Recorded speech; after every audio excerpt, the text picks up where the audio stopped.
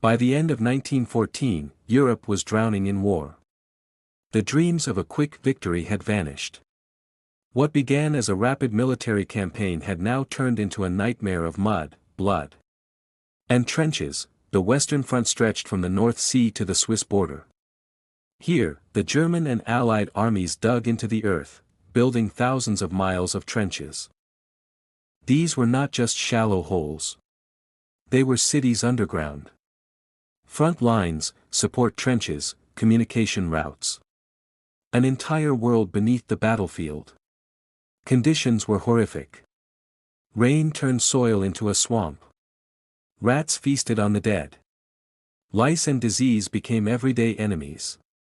And still, soldiers waited, eyes fixed on the enemy across no man's land, over the top, the signal that meant charging into almost certain death.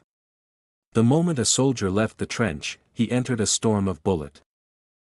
In battles like the First Battle of Ypres and Neuve-Chapelle, thousands died in mere days. But the front hardly moved. Dear mother, the mud here is endless. I haven't seen the sun in days.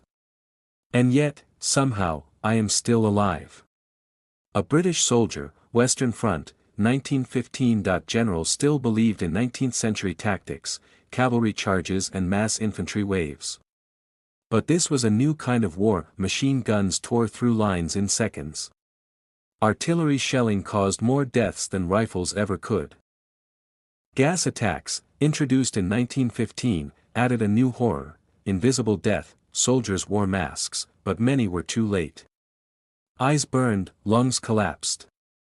Those who survived never forgot. Both sides dug deeper. French poilus, British Tommies, and German soldiers, all lived like prisoners. No victory, no retreat. Just survival. Months passed with only yards gained or lost.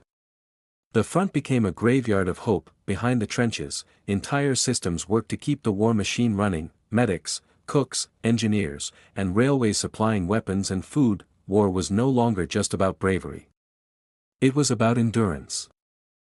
From these trenches came not just stories of pain but of brotherhood.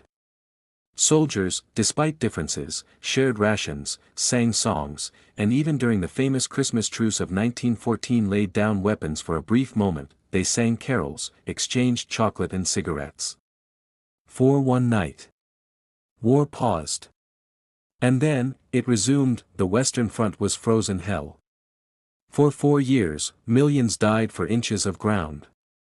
But what happened here shaped the course of the entire war. And the world that came after. This was trench warfare, the brutal reality of World War I. And it had only just begun.